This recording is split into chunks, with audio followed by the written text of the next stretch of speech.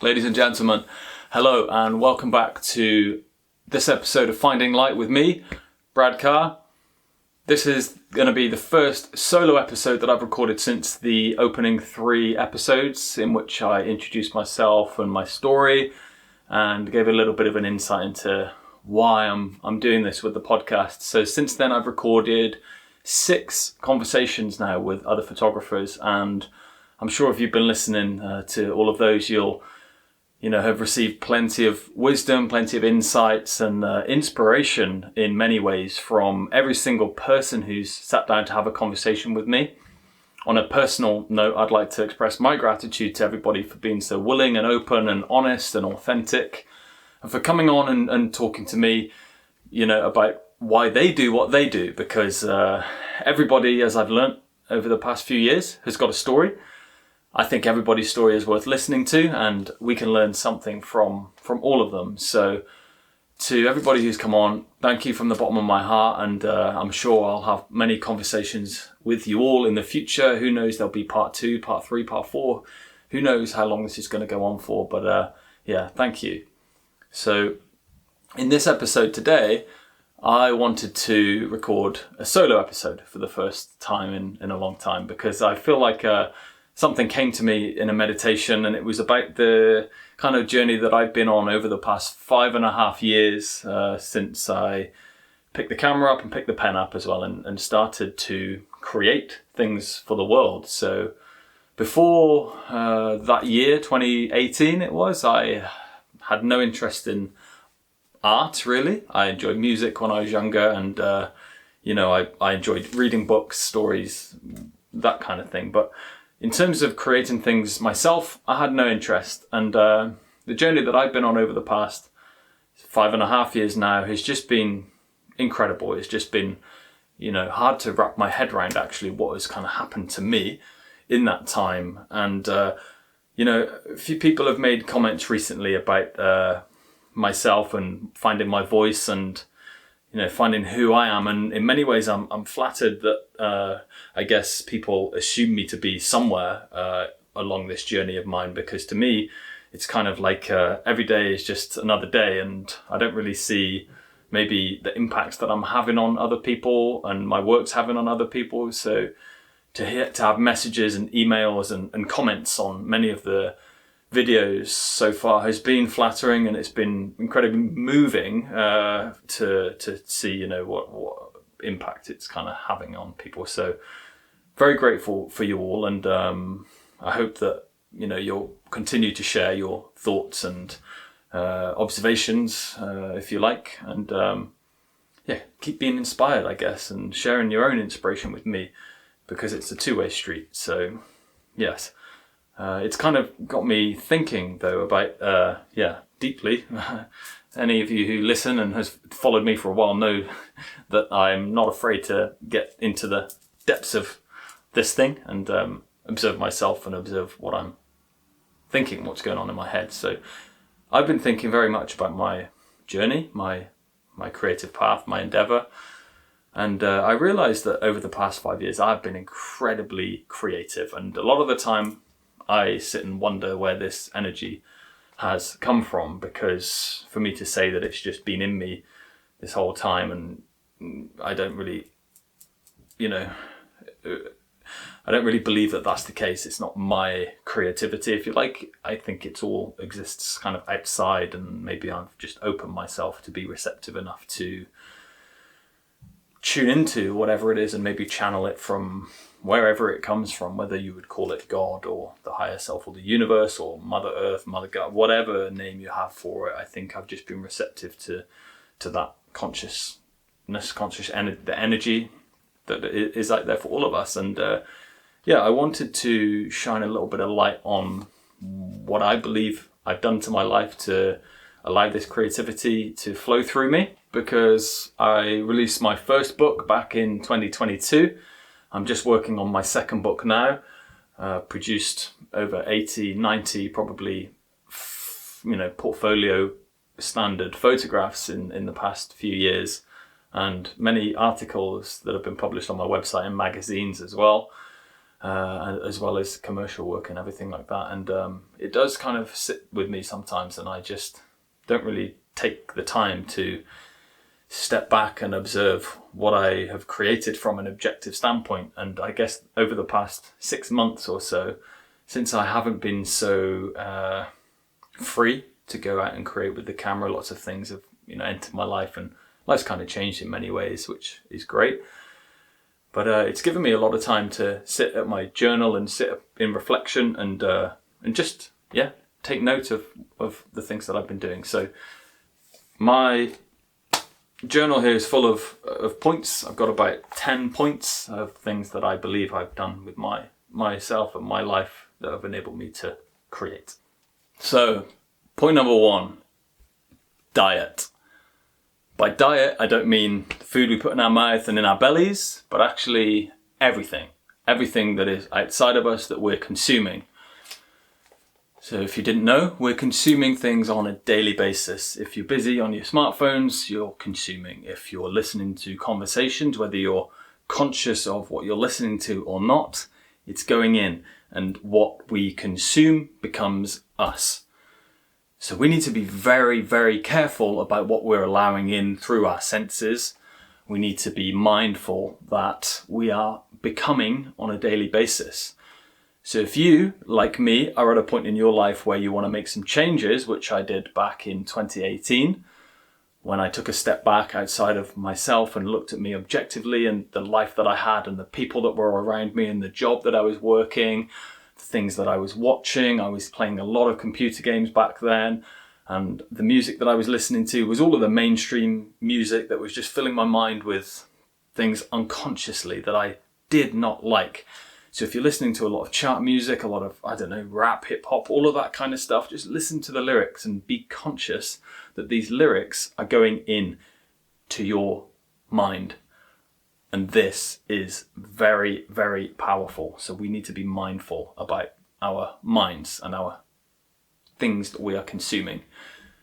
So back in 2018, I decided that I was going to try something different with my life. And I took a picture one day. I think I was out on a local hilltop, and I took a picture, posted it to my Instagram with a caption underneath it, which to me was incredibly personal and meaningful, and I wanted to tell a story. I had these impulses in me, this thing pulling me back then. I remember feeling like I want to do something different with my life. I didn't know that this is what it would be, but I knew that I wanted to do something different, to make a difference, to make a change, and to stand for something. So I took the picture, wrote the caption, posted it to my Instagram, felt incredibly good about myself. I felt incredible. I felt great. I put something out to the world, albeit a tiny caption on Instagram, but I believed in it. I was speaking my truth. And that, to me, back then, even back then, before I knew what truth was, felt incredible. And I walked into the place of work the next day, and one of the first things my friends said to me, something like, "Who do you think you are, Mahatma Gandhi?" And it drew laughters from 3, 4, 5 of my friends. And I stood there thinking, what a strange thing to say to somebody. Or your friend, you would ridicule your friend for trying to do something different with their life and speak from their heart. Of course, I didn't say that to my friends, because what guy would, confront anybody like that and say, defend themselves? I thought, there is no point in me speaking. What I did do, logged it in my mind, and I thought, do I want friends who are going to hold me back in this life? Absolutely not. So within the space of a few months, that was it. Pulled the plug on those friendships, and I was doing something completely different with my life. I went into shutdown mode. I hit the gym, started listening to podcasts, and I just gave my time to nobody, because for me, I would rather be my own friend than have friends like that. So there's a personal story, and I wonder, you can tell I'm getting excited about this, I'm out of breath. So that one is hugely important, is to look at the people that are around you, because you are a combination of the 5 people that you spend the most time with.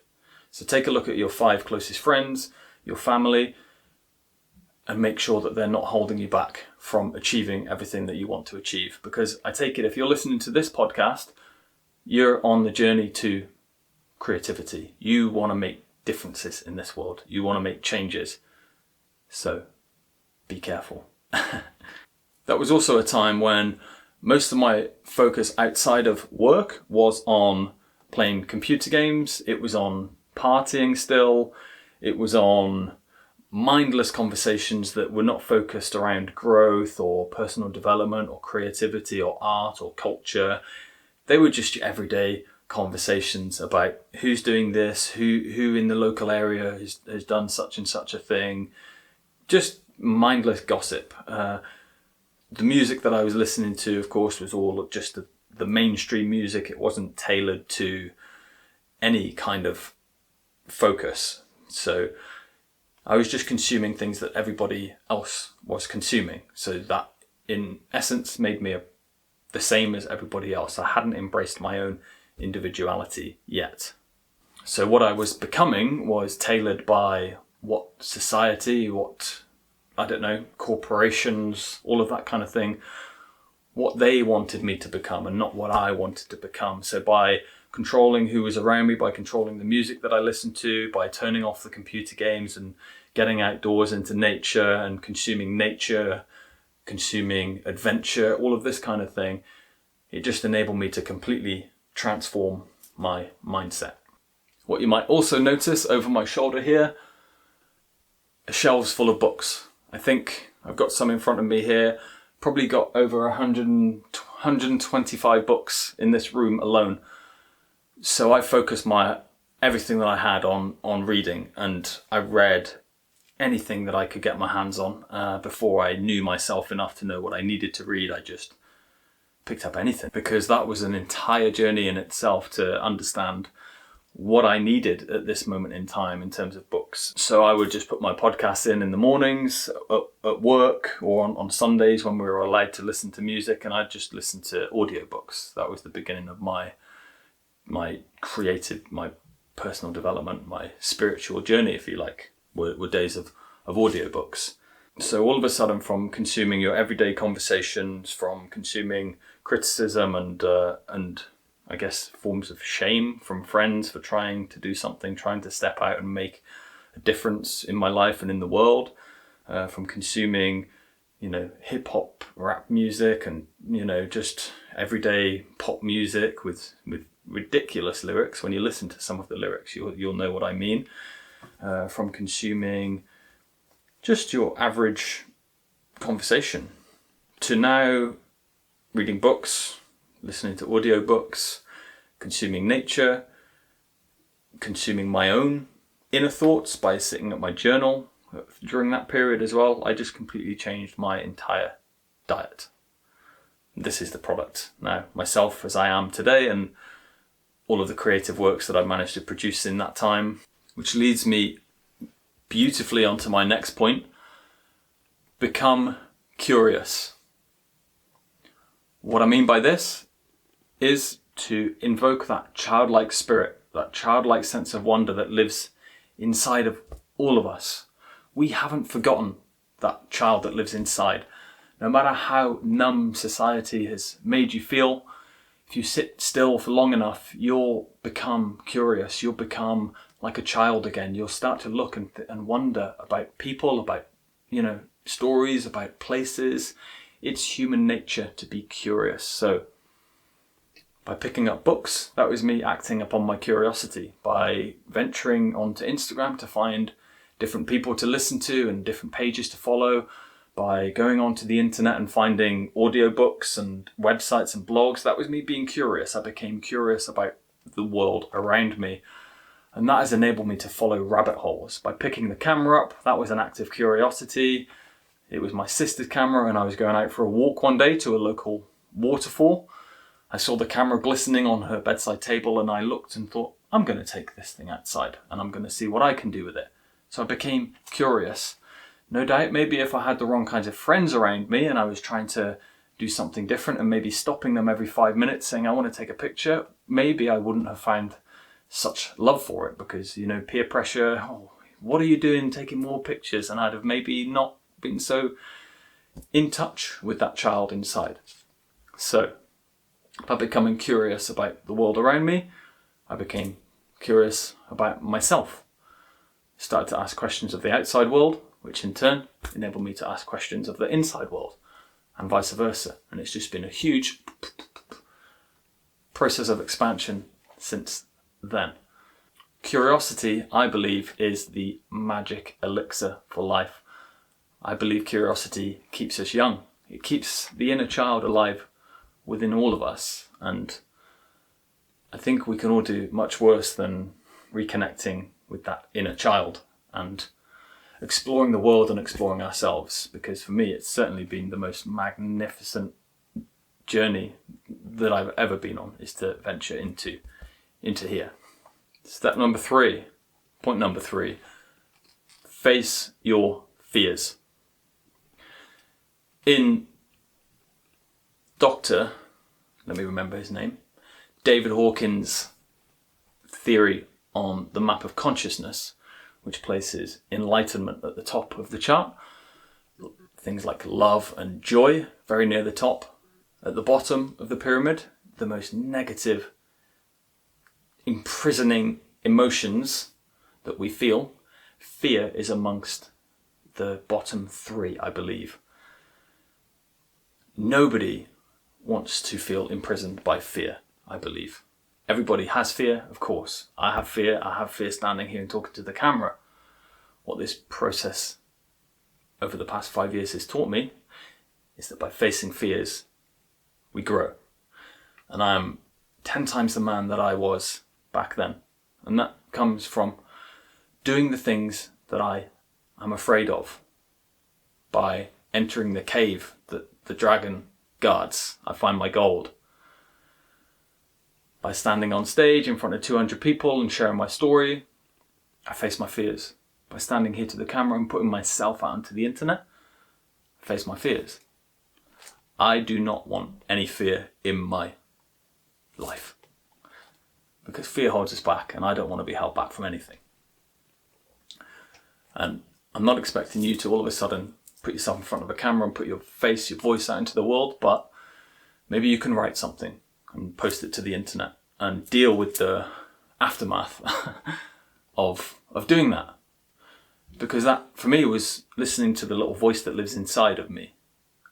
And I don't know what that voice is, but it pulls me towards something. Where that thing is, I don't know. But I'm here today by following that voice that I heard back then. So I'm going to keep on following that voice, and I'm going to see where it leads me, no matter how much fear I feel. No matter how much resistance, as Stephen Pressfield would call it, is trying to hold me back. Because behind me, there's a bed. There's a part of me that would love to curl up in a ball and sleep in that bed for the next 10 years. Being fed ice cream, watching movies, playing games. I would love that. I would love it. But my soul, my higher being, knows that that's not for me. Because we all have a precious life, and we all have potential to do something wonderful with this life that we've been given. And I'm not letting fear, shame, guilt, ridicule, judgment, any of those things hold me back.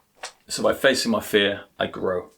And I have big visions about what I'm going to be growing into. So that starts with facing fears.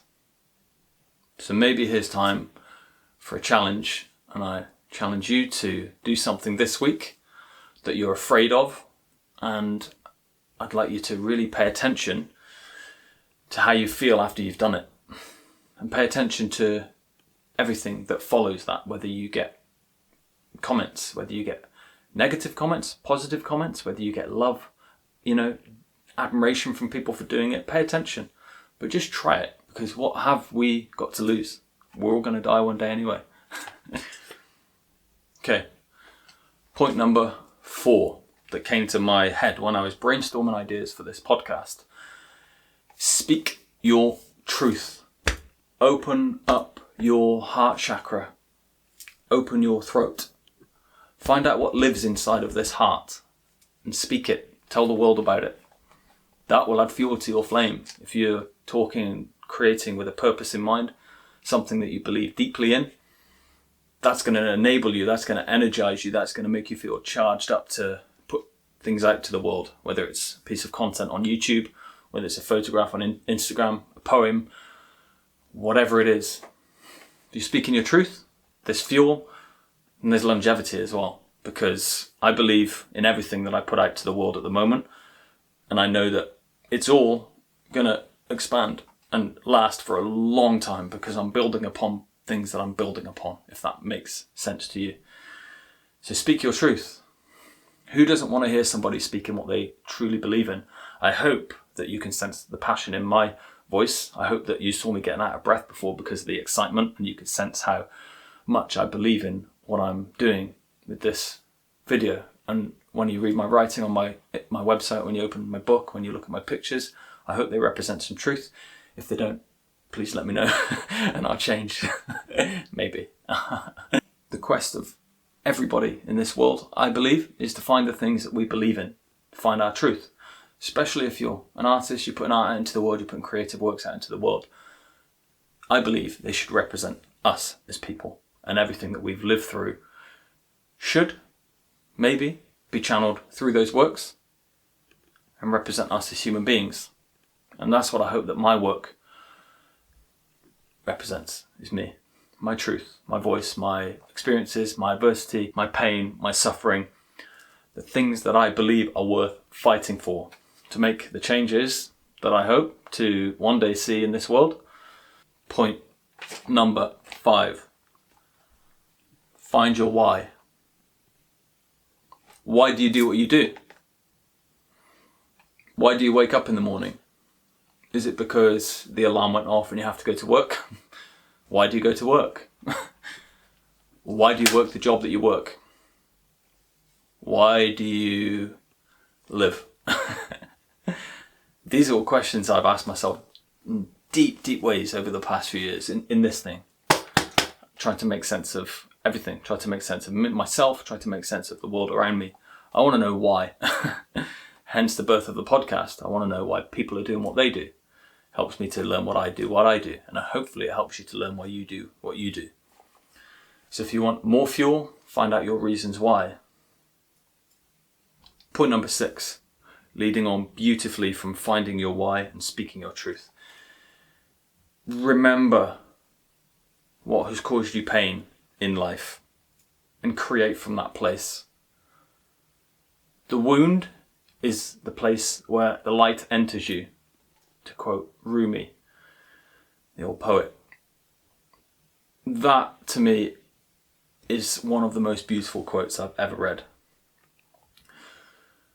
Because those wounds that we nurse, they hold our truth, the secret to our life. They bring me the most amount of creative juice, creative potential. If I can create something from my darkest periods of life, then I'm making something beautiful out of them. And that is one of my personal reasons for creating. It's to make what once held on to me so tightly, that pain, that adversity, that suffering, and I've transmuted it into something, and I've gone, here you go world, this is me. I've opened up my heart and I've said, look at me, look at my pain. And I've laughed. And it doesn't hold on to me as a prisoner anymore. These creative works are all a culmination of my healing journey, which will hopefully continue for the rest of my life, because nobody is ever fully healed, right? We all need further healing. We all need to love ourselves in an even deeper way. And this is my process of loving myself, loving the world. It's by creating. So, by tapping into that pain that exists within me, Eckhart Tolle would call it the pain body in The Power of Now. By tapping into that, I am sewing up those wounds. I'm healing them. And hopefully, I'm giving the world some healing too.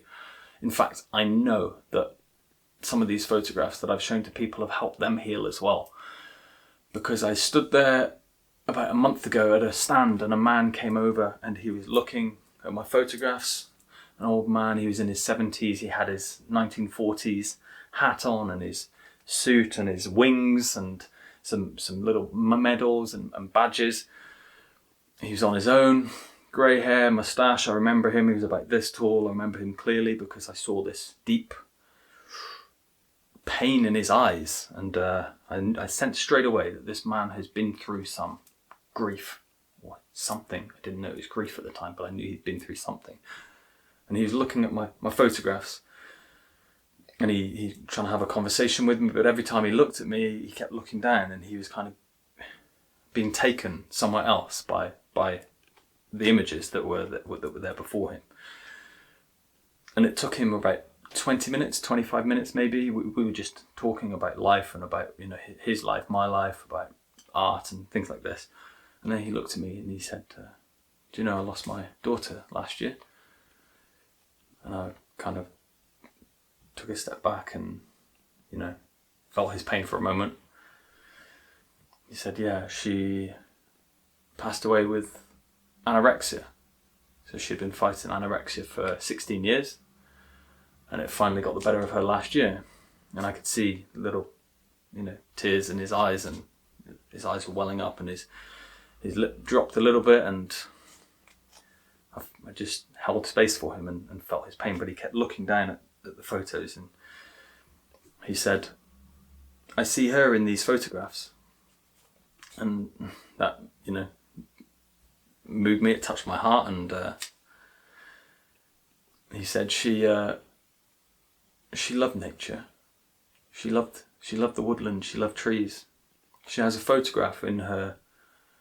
She had a photograph in her home of her sat in a woodland, and there was a meadow, you know, wildflower meadow, and she's amongst these trees.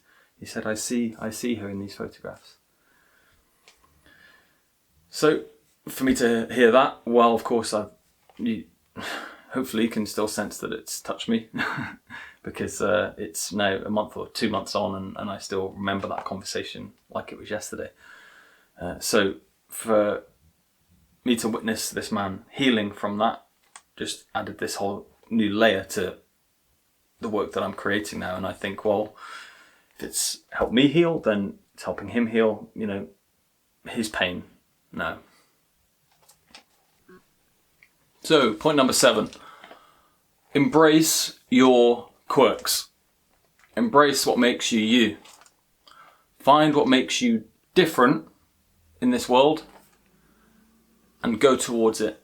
Use those things. For me, my sensitivity, my empathy, my observational skills, and also my just general way of seeing, my way of thinking about things from an abstract perspective.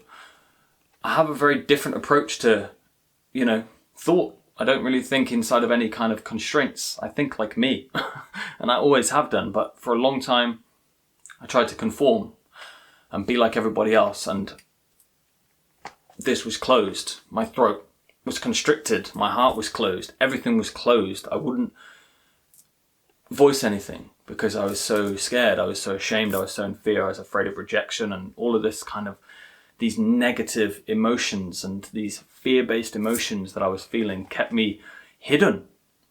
I look at myself now, just expressing myself, my hands are moving, my face, everything is just so different now. And this is me. These are my quirks. These are the things that I've found within myself again, that I was as a child. Everybody is this expressive, emotional, sensitive, you know, being.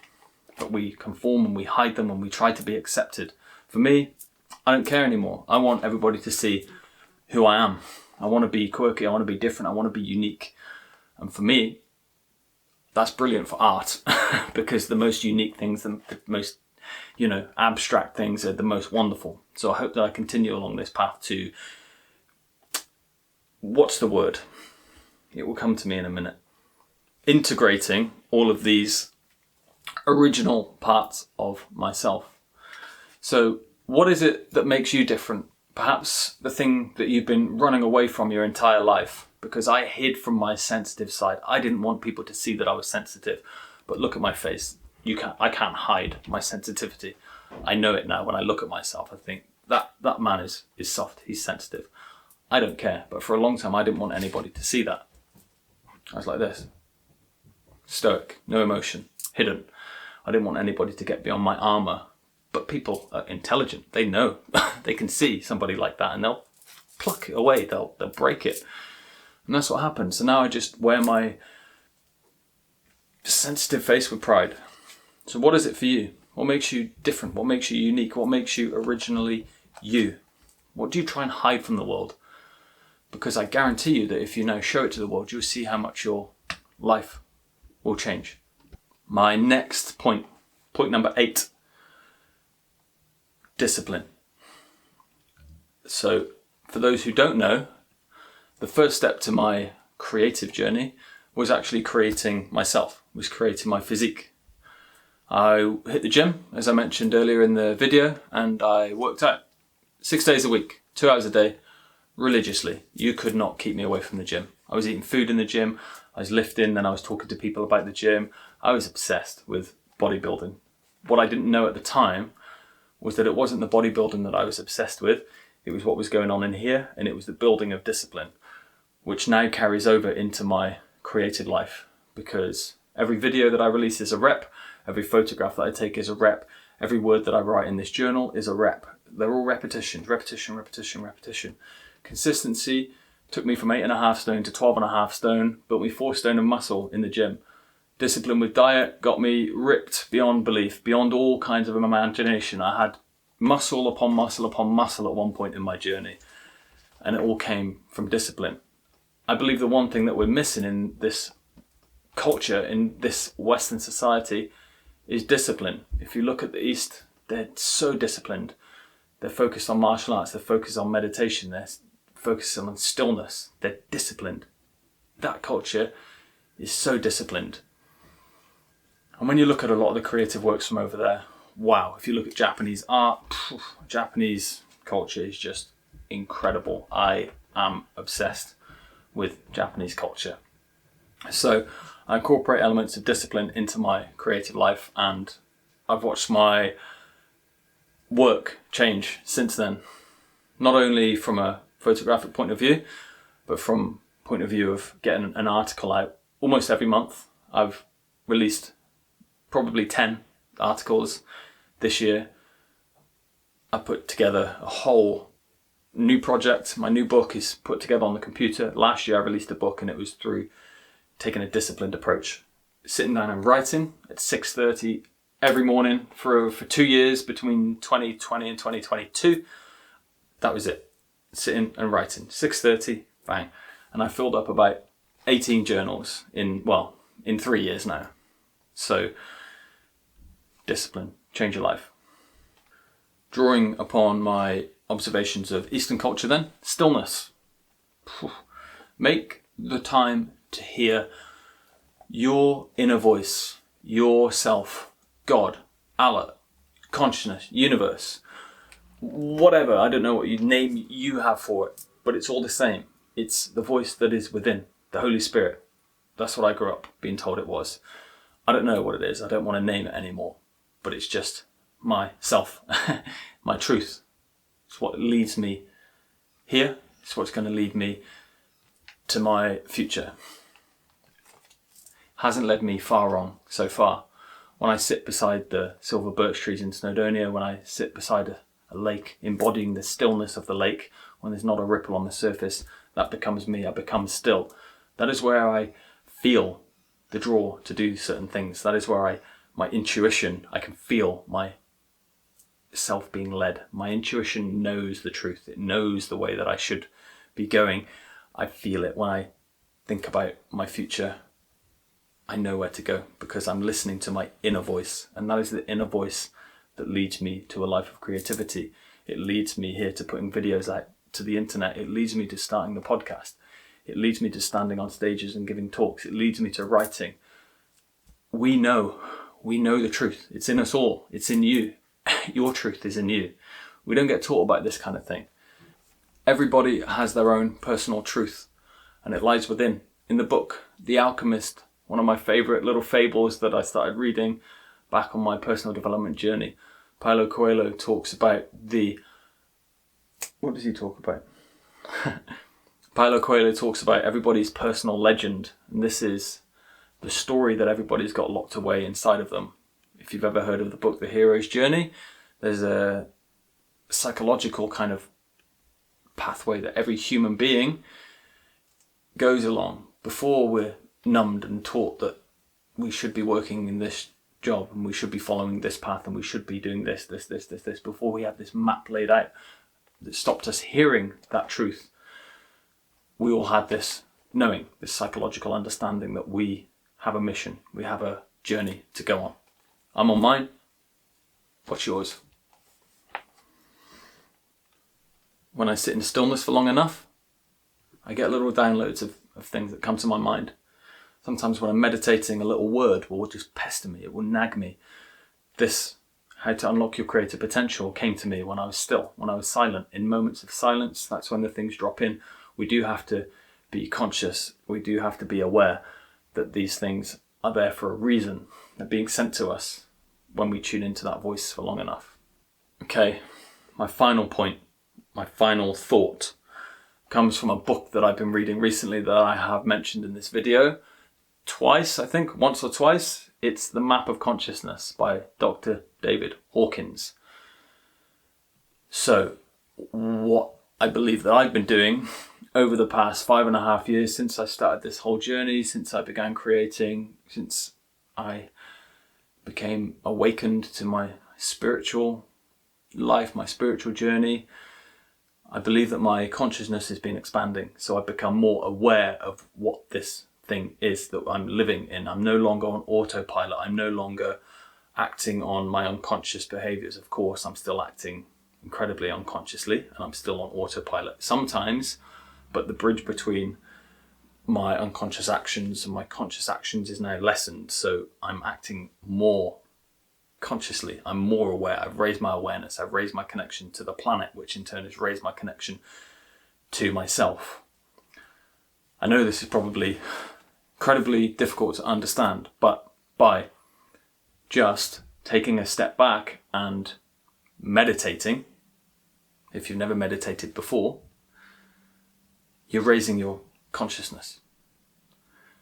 By embarking on some kind of journaling practice, you're raising your consciousness because you're becoming aware of self. You're becoming aware of you. You're writing about yourself, which raises your consciousness. By connecting with a higher source, whatever you call it, that's raising your consciousness, okay? By picking up a camera and awakening to the beauty that is out there in the world, that is making you a more conscious being, okay? By looking inwards, you're raising your consciousness. In the map of consciousness, every human is chasing, not every human, but if you embarked on some kind of spiritual awakening or some kind of spiritual journey, you're chasing that feeling of enlightenment, okay? Beneath enlightenment, emotions like love, joy, peace. All of us want to feel those emotions, okay? And drawing upon my own personal journey, in many of the questions that I've been asking myself over the past few years, I've been wanting to know why I wasn't a creative person, why I wasn't creating work. I should recorrect myself because everybody's a creative person in their own way. Creativity comes in many shapes and forms, but why I wasn't creating things such as photographs, art, stories, music. When I was a child, I wanted to know why I wasn't at that period of my life. And then when all of a sudden at 25, when I embarked on this whole, or 26, when I embarked upon this whole venture to find out my truth, find out who I was, why I all of a sudden began creating. And I look back at my youth and I realize that there was no place for creativity in my childhood. It was so chaotic, it was so turbulent, it was so just, in many ways, I just lived in this state of fear and these lower vibration states of consciousness. So I was inwards, I was so, in many ways, unconscious and dissociative. How could I possibly be in a place of creativity when I'm vibrating on all of those lower level energy fields, feeling all of those negative emotions.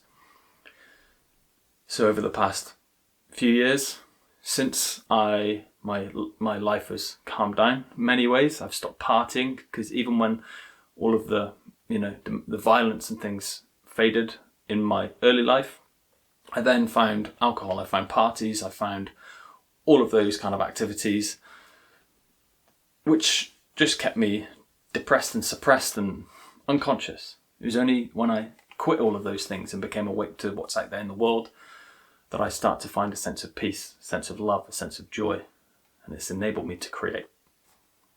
So I'd encourage you to take a look at your own life and, observe what's going on in your life. What keeps you in a place of thought? Because creativity, I believe true creativity, comes from that place of peace. It comes from the place of being. It doesn't come from sitting and thinking and thinking and thinking. I don't believe. The best written works that I've done have been when I've scratched off the surface of thought, when I've sat and looked at the blank page, thinking, and I just start writing. And then it flows and flows and flows and flows, and all of a sudden I've got a chapter or a paragraph at the bottom, and I think that is what I wanted to say. That's the truth. So that comes from finding that place of bliss, finding that place of peace, joy, love. These are the emotions that I feel in my life most of the time. I'm not always there. Sometimes I sink down into those lower feelings, those lower emotions. And there are chapters in life that, I'm not always going to be up there in the happy emotions, shall we say, in the happy states of consciousness. It's a dance like this all the time. But I think the best periods of creativity for me have been when life is going well, life is peaceful, life is blissful, life is love and joy. And then I feel like creating. I can walk outside and I see the beauty, and I am aware of it. I'm in touch with the child. I'm full of love, and I'm full of life, and I'm full of reaction to what is out there. So, ladies and gents, that is my episode finished. Those are my points on unlocking creative potential. I think I've covered some ground there. I'd love to know your thoughts and whether you've taken anything in particular away from this, because that's 5 or 6 years worth of thinking into half an hour, 45-minute episode. So I hope that there's something that stood out to you there. I'd love to engage in some conversation. So if you feel like you want to, drop me an email, send me a message on social media, please do. And I try to get back to everybody. Sometimes I miss the occasional message, but I try to have as many conversations as I can. So I'd love to hear from you. If you have any thoughts of your own, if you're already, a person creating lots of work at the moment, then let me know what you think that you've learned over your creative journey, and what steps you've been through to unlock your own creativity. Because I think I feel like I should want to share this kind of stuff with the world, because I dream a lot and I imagine a world where people are realizing their potential and they're self-actualizing. I think creativity is the ultimate form of being human. So I love the thought that the steps that I've been on, the journey that I've been on, can give back and help other people. So if you want to share some of your own thoughts with me and share your knowledge, and let's expand together, please do send me an email, send me a message. I'd love to hear from you. Ladies, gentlemen, this has been me, Brad Carr, on my own podcast, Finding Light, and I thank you very much for tuning in. One more thing before you go. If you're interested in spending some time with me and learning from me and sharing some of my knowledge, then I do have a newsletter on my website which you can join to stay up to date with things such as workshops and online tuition, which I'm kind of in the process of launching at the moment, and also retreats. I'm going to be hosting some solo creative retreats in the future. I also have a very, very exciting creative retreat lined up with woodland photographer and friend Mark Robbins next November, and we still have a few places remaining. So if you want to come and share some space with us for 5 days in Snowdonia National Park, which we both know incredibly well, or Rari now, as we're inclined to call it. Still Snowdonia in my heart, so it probably will remain Snowdonia for a while as I speak. But we've got a beautiful location booked for November next year, between the 15th and the 20th, I believe. Dates are on my website, so do go and have a look. We're going to be photographing the national park. We're going to be hiking mountains. We're going to be hiking through woodlands. We're going to be visiting lakes and creating as much as we can. We're also going to be embarking on the process, the inner process that we've both been on, the psychological kind of journey, the reflection on our lives and our kind of, inner thoughts, really, to give deeper meaning to our photographs and our creativity as a whole. So we're going to be sharing some of our thoughts and our knowledge on that process as well. So if you're interested in that, go to the website. You can have a look at more information on there. Send me an email. But I do encourage you to sign up to the newsletter so you can keep up to date with all of my retreats, workshops, one-to-ones, tuition, all of that kind of thing. Thank you.